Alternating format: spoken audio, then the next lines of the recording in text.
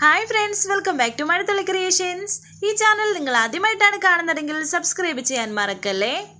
നെല്ലിശ്ശേരിയിൽ നിന്നും മീര വൃന്ദാവനത്തിലേക്ക് പോകാൻ ഒരുങ്ങുകയാണ്.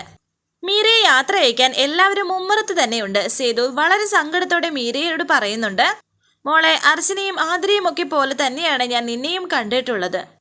ഇവരൊക്കെ ഇവിടെ നിന്ന് ഇറങ്ങിപ്പോകുന്നത് പോലെ തന്നെയാണ് നീ പോകുമ്പോഴുള്ള വിഷമം.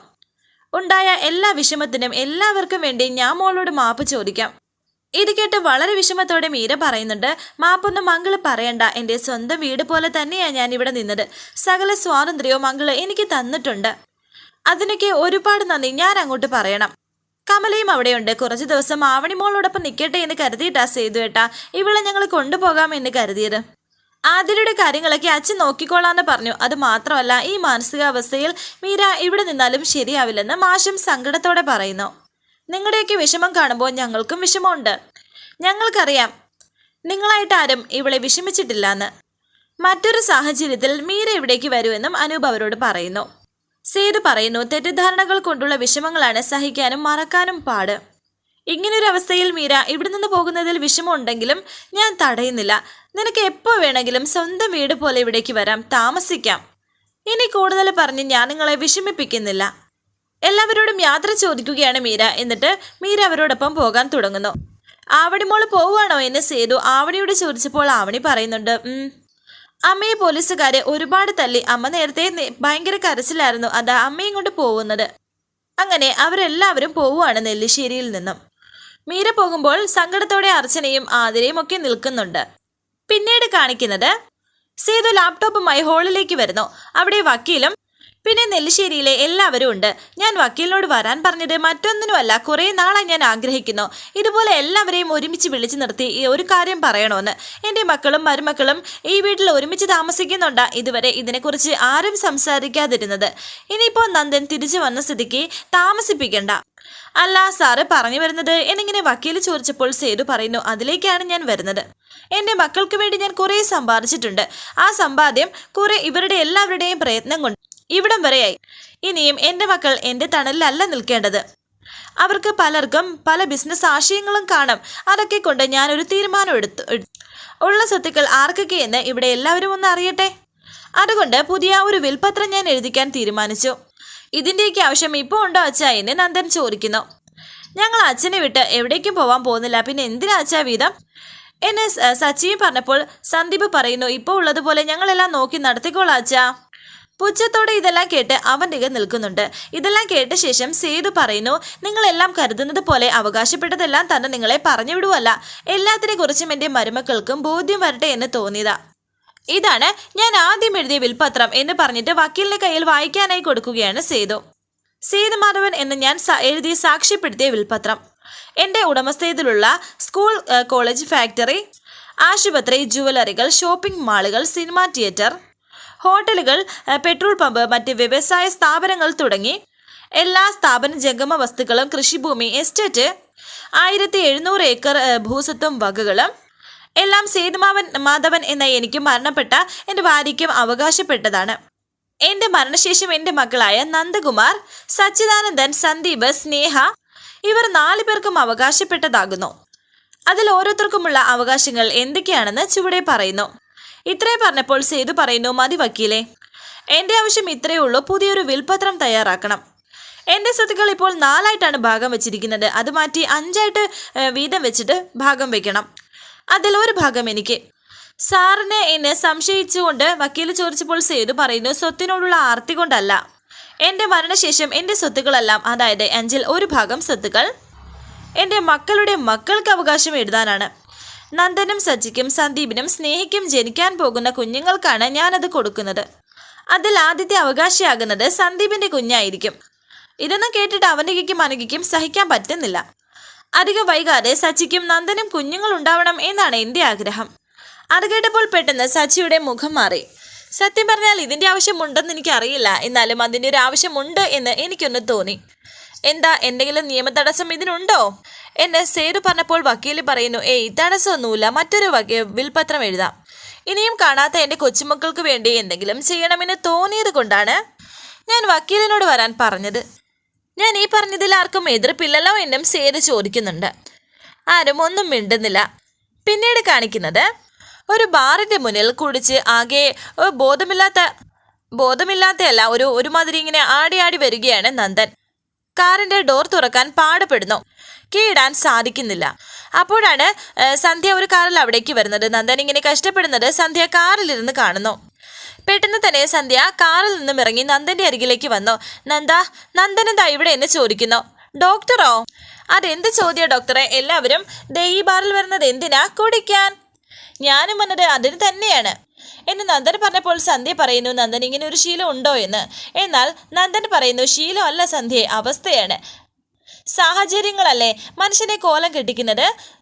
സന്ധ്യയ്ക്ക് അറിയോ ഞാനിപ്പോൾ എന്തിനാണ് കുടിച്ചതെന്ന്? കുറച്ച് സമാധാനത്തിന്. നന്ദൻ വന്ന് വണ്ടിയിൽ കയറി ഞാൻ വീട്ടിൽ ഡ്രോപ്പ് ചെയ്യാം, ഇവിടെ നിൽക്കേണ്ട എന്ന് സന്ധ്യ പറയുകയും നന്ദനെ കയ്യിൽ പിടിക്കുകയും ചെയ്യുന്നു. എന്നെ സന്ധ്യ ഡ്രോപ്പ് ചെയ്യണ്ട, ഞാൻ പോയിക്കോളാം, സന്ധ്യ പോയിക്കോളൂ എന്ന് നന്ദൻ. ഞാൻ കുറച്ചുകൂടി കഴിഞ്ഞിട്ടേ വീട്ടിലേക്ക് പോകുന്നുള്ളൂ. ഇപ്പൊ കയറി ചെന്നാൽ എന്നെ ഇങ്ങനെ അച്ഛൻ കാണും, അത് അച്ഛന് വിഷമം ഉണ്ടാക്കും. ഞാൻ കാരണം കുറെ വിഷമിച്ച മനുഷ്യനല്ലേ. ഇനിയും ആ മനുഷ്യനെ വേദനിപ്പിക്കുന്നതിനോട് എനിക്ക് താല്പര്യമില്ല. സന്ധ്യ പൊക്കോളൂ എനിക്ക് നന്ദൻ പറഞ്ഞപ്പോൾ സന്ധ്യ പറയുന്നു, ഇല്ല നന്ദൻ വന്നേ, ഈ കോലത്തിൽ ഇവിടെ ആക്കിയിട്ട് ഞാൻ പോകുന്നില്ല. അങ്ങനെ നന്ദന്റെ കയ്യിൽ പിടിച്ചുകൊണ്ട് തന്റെ കാറിലേക്ക് കയറ്റുകയാണ് സന്ധ്യ. വണ്ടിയോ എന്ന് ചോദിച്ചപ്പോൾ അതവിടെ കിടക്കട്ടെ എന്ന് സന്ധ്യ പറയുന്നുണ്ട്. അങ്ങനെ സന്ധ്യയുടെ കാറിൽ തന്നെ നന്ദനെ ഇങ്ങനെ പിടിച്ചു കയറ്റുന്നു. അരികിലായി സന്ധ്യയും ഇരിക്കുന്നുണ്ട്. വിഷമത്തോടെ സന്ധ്യ നന്ദനെ നോക്കുന്നു. നന്ദനെ പോലൊരാളെ പരസ്യമായി മദ്യപിക്കുന്നതും മാറിൽ നിന്ന് ഇങ്ങനെ ഇറങ്ങി വരികയും ചെയ്യുന്നത് കുറച്ച് വിഷമമുണ്ടാക്കുന്ന കാര്യമാണെന്ന് സന്ധ്യ. എന്നെ പോലൊരാളെന്ന് സന്ധ്യ പറഞ്ഞത് നെല്ലിശ്ശേരിയിലെ സേതുമാധവന്റെ മകനെ കുറിച്ചല്ലേ? എന്നാൽ ഈ പറയുന്ന നന്ദന് ഒരു വ്യക്തിത്വം ഇല്ലേ? വിഷമങ്ങളില്ലേ? നിങ്ങളെല്ലാവരും വലിയ സന്തോഷത്തിലാണ്. മീര നിരപരാധിയാണ് എന്ന് തെളിഞ്ഞതിലും പ്രശ്നങ്ങൾ തീർന്നതിലും. പക്ഷേ ഈ ഞാനുണ്ടല്ലോ, ഞാൻ ഉള്ളിൽ ഒരു നെരുപ്പോടെയാണ് ജീവിക്കുന്നത്. ഡോക്ടറിന് അറിയാമോ എൻ്റെ അച്ഛൻ്റെ ആഗ്രഹം എനിക്കും അവനിക്കും ഒരു കുഞ്ഞു വേണമെന്ന്. എൻ്റെ നെഞ്ചിൽ ഏത് നിമിഷവും കത്തി കുത്തി ഇറക്കാനുള്ളവളാണ് എൻ്റെ ഭാര്യ. അവളിൽ എനിക്കൊരു കുഞ്ഞെന്ന് പറഞ്ഞിട്ട് നന്ദൻ ചിരിക്കുന്നു. അതാണ് എൻ്റെ അച്ഛൻ്റെ സ്വപ്നം. കുടുംബം, കുഞ്ഞ്, സമാധാനം, ജീവിതം, ഇതൊക്കെ പണ്ട് എൻ്റെ മനസ്സിൽ നിന്ന് പോയതാണ് ഡോക്ടറെ. ഇനി എങ്ങനെയെങ്കിലും ഈ ജീവിതം ജീവിച്ച് തീർക്കണം, അത്രയേ ഉള്ളൂ. സന്ധ്യയ്ക്ക് അറിയോ, ഞാൻ എൻ്റെ ജീവിതത്തിൽ കുടിക്കുന്നത് ഇത് 2ാമത്തെ തവണയാണ്. കോളേജിൽ പഠിച്ച കാലത്ത് ഞാനറിയാതെ എൻ്റെ കൂട്ടുകാർ തന്നതും ഇന്ന് ഞാൻ മനഃപൂർവ്വമായി കുടിച്ചതും അന്ന് ആഘോഷത്തിന്, ഇന്ന് സമാധാനത്തിന്, അത്രയേ ഉള്ളൂ വ്യത്യാസം.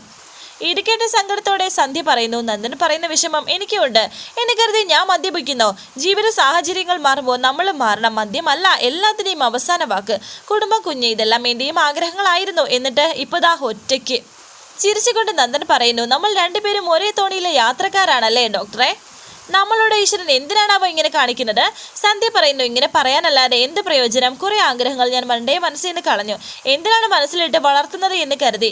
നന്ദൻ അന്ന് പറഞ്ഞതുപോലെ ഒരാൾ എൻ്റെ ജീവിതത്തിൽ കയറി വന്നാൽ അത് പൊരുതിയെടുക്കണം. എല്ലാം ഈശ്വരൻ തീരുമാനിക്കട്ടെ.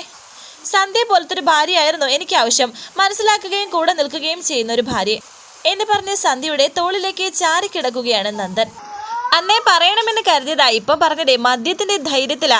I miss you Sandhya, I really miss you എന്നൊക്കെ പറഞ്ഞ് സന്ധ്യയുടെ തോളിൽ ചാരി കിടക്കുകയാണ് നന്ദൻ. ഒന്നും പറയാതെ ഇരിക്കുകയാണ് സന്ധ്യയും. ശേഷം കാണിക്കുന്നത് നെല്ലിശ്ശേരിയിൽ അനഘ വല്ലാത്തൊരു അസ്വസ്ഥതയിലാണ്. അവന്തിക അവിടേക്ക് വന്നു. നീ എന്തായി ആലോചിക്കുന്നത് എന്ന് അവന്തിക. ഇന്നത്തെ സേതുമാധവന്റെ തീരുമാനത്തെക്കുറിച്ച് ആലോചിക്കുമായിരുന്നോ എന്ന് അനഘ പറഞ്ഞപ്പോൾ അവന്തിക പറയുന്നു, അതിനെന്താ പ്രശ്നം? അയാൾക്ക് പ്രായമാകുമ്പോൾ പുതിയ സ്വപ്നങ്ങളും വാശികളും ഇങ്ങനെ കൂടിക്കൂടി വന്നുകൊണ്ടിരിക്കും. അങ്ങേരുടെ ആ ഭ്രാന്തിനെ പറ്റി നീ എന്തിനാ ആലോചിക്കുന്നത്? അനഘ പറയുന്നു, ചേച്ചി അങ്ങേരെ പറഞ്ഞത് കേട്ടില്ലേ, അഞ്ചിലൊരു സ്വത്ത് പിറക്കാൻ പോകുന്ന കുഞ്ഞിനാണെന്ന്. അത് കേട്ടത് കൊണ്ടാണ് ഞാൻ പറയുന്നത് ഇതൊന്നും നടക്കാൻ പോകുന്നില്ലെന്ന്. ആ സ്വത്ത് അവകാശമില്ലാതെ അങ്ങനെ കിടക്കും. അർച്ചനയ്ക്ക് കുഞ്ഞുങ്ങളുണ്ടാവില്ല. ആതിരയുടെ കുഞ്ഞിനെ നമ്മൾ കലക്കും. പിന്നെ സ്നേഹ അവളുടെ വിവാഹ സ്വപ്നം തുടങ്ങുന്നതിന് മുമ്പ് തന്നെ മരിക്കും. പിന്നെ അയാൾ പറഞ്ഞ ആ സ്വത്ത് വേറെ ആർക്ക് കിട്ടാനാ? ഇത് കേട്ട് അനഘ പറയുന്നു, നെല്ലിശ്ശേരി സേതുമാധവന് 3 മക്കളല്ല, ഒരാണും കൂടിയുണ്ട്, നന്ദൻ എന്ന അയാളുടെ പേര്. മക്കൾ 4 പേരുണ്ട്. പക്ഷേ കുഞ്ഞുങ്ങളുടെ കണക്കെടുക്കുമ്പോൾ 3 മക്കളെ കൂട്ടിയാൽ മതി. എന്തായാലും മൂത്ത മരുമകൾ ഇവിടെയുള്ളത് സേതുമാധവന്റെ ആഗ്രഹം സാധിച്ചു കൊടുക്കാനല്ല, എൻ്റെ കാര്യങ്ങൾ നിറവേറ്റാനാണ്, ജന്മം കൊടുക്കാനല്ല അവന്തിക ഇവിടേക്ക് വന്നത്. ഉള്ള ജീവൻ എന്നേക്കുമായി എടുക്കാനാണെന്ന് അവന്തിക പറഞ്ഞപ്പോൾ അനഘ പറയുന്നു, ചേച്ചി ഞാൻ പറയുന്നത് ആദ്യം ഒന്ന് കേൾക്കും. നന്ദനിൽ ചേച്ചിക്കൊരു കുഞ്ഞായാൽ 5-1. ആ 1 എന്ന് പറയുമ്പോൾ എത്ര വരുമെന്ന് ചേച്ചിക്ക് അറിയോ? കോടിക്കണക്കിന് രൂപയും ഏക്കർ കണക്കിന് സ്ഥലവും ഒക്കെ കാണും. സ്ഥലം മാത്രം എടുത്താൽ തന്നെ മൊത്തം 1500 ഏക്കർ. അതിൽ 5-1 എന്ന് പറയുമ്പോൾ 340 ഏക്കർ. ഇതങ്ങനെ നിസ്സാരമായി വിടാൻ പറ്റുന്നതല്ല. നാളെ ഒരു സമയം ഇവിടെ എന്തൊക്കെയാണ് സംഭവിക്കുന്നതെന്ന് അറിയില്ല. നമ്മൾ നന്ദൻ എല്ലാവരോടും പറയേണ്ട സമയം മാത്രമേ ഉള്ളൂ നമ്മൾ ഇവിടുന്ന് പുറത്തേക്ക് പോകാൻ. അങ്ങനെ പെട്ടെന്ന് ഇറക്കി വിടാതിരിക്കണമെങ്കിൽ നമുക്ക് ഇവിടെ ഒരു പിടിവള്ളി വേണം. ആ പിടിവള്ളിയാണ് ചേച്ചി പ്രസവിച്ചിരിക്കുന്ന കുഞ്ഞ്. എന്തായാലും ആദ്രയെ പ്രസവിക്കാൻ നമ്മൾ സമ്മതിക്കില്ല. അപ്പോൾ സേതുമാധവന്റെ ഏറ്റവും വലിയ ആഗ്രഹം നിറവേറ്റി കൊടുക്കുന്ന ആള് ചേച്ചി തന്നെയാണ്. നമ്മളൊന്നും ചെയ്യാതെ തന്നെ ചേച്ചി ഇവിടുത്തെ മഹാറാണിയെ വാഴുകയും ചെയ്യും. പറഞ്ഞപ്പോൾ എന്തെളുപ്പം എൻ്റെ ഭർത്താവെന്ന് പറയുന്നവന് എന്നെ കണ്ണെടുത്താൽ കണ്ടുകൂടാ. ഭാര്യ പോയിട്ട് മനുഷ്യനായിട്ട് പോലും കാണാത്ത ഒരു ഭർത്താവിൽ നിന്നാണോ ഞാൻ ഗർഭം ധരിക്കണമെന്ന് നീ പറയുന്നത്? ആ മുറിക്കകത്ത് തന്നെ പല പല നിയമങ്ങളാണ്. ഞാൻ കിടക്കുന്നത് തറയിലും. ചേച്ചി, നമുക്ക് ആലോചിച്ചൊരു വഴി കണ്ടുപിടിക്കാനേ. എത്ര ദേഷ്യവും പിണക്കമുള്ളവനാണെങ്കിലും അവൻ്റെ മനസ്സിലാക്കാൻ ഒരു പെണ്ണിന് കഴിയും. എങ്ങനെയെങ്കിലും ഒന്ന് സഹിച്ചാൽ മതി. ഒരു കൊച്ചിനെ പ്രസവിച്ച് അതിനെ ഒക്കത്ത് വെച്ചുകൊണ്ട് നടക്കണമെന്നൊന്നും ഞാൻ പറയില്ല. അത് നെല്ലിശ്ശേരിയിലെ ചോര കൂടിയാണെങ്കിൽ നാളെ നമുക്കെതിരെ തന്നെ വാളെടുക്കും. അതുകൊണ്ട് തന്നെ ആവശ്യം കഴിഞ്ഞാൽ വല്ല ബോർഡിങ്ങിലോ അനാഥാലയത്തിലോ നമുക്കതിനെ തള്ളാം എന്നൊക്കെ ഒരു മനസാക്ഷിയില്ലാതെയാണ് അനക്ക പറയുന്നത്. അതിനു മുമ്പ് നന്ദനെ ആദ്യം വലയിലാക്കണം. അതിനെന്താണ് വഴിയെന്ന് ആലോചിക്കണം. അതിനെപ്പറ്റി ആലോചിച്ച് നിൽക്കുകയാണ് അവന്തിക. വരാനിരിക്കുന്ന പുതുപുത്തൻ എപ്പിസോഡുമായി വീണ്ടും കാണാം. Thank you for watching. Please subscribe, like, share my channel.